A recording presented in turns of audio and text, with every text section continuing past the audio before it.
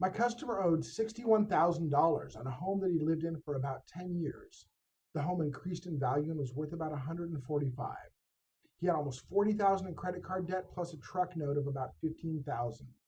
The payments on his loan and credit cards were more than 50% of his monthly salary.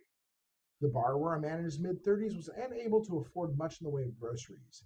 He had less than $500 in the bank, had no retirement savings, and was figuring that he'd work for the rest of his life to die in debt. After taking a look at his finances, I was able to use the equity in his home to pay off his debt and save him about $832 each month in total payments.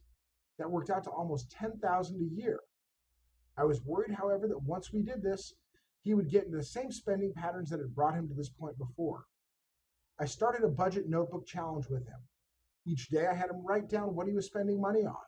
We spoke about how to responsibly use credit, how to manage credit cards, and how to make sure that he wasn't going to have to work for the rest of his life to pay off his debts.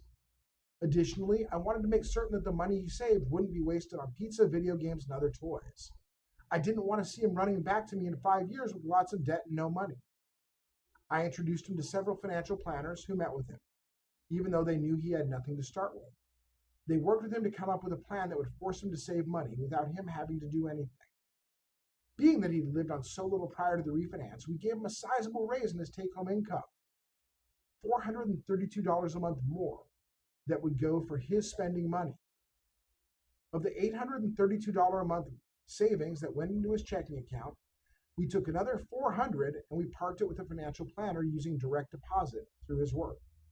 Over the past 5 years, he's accumulated a little bit under $30,000 in his investment account.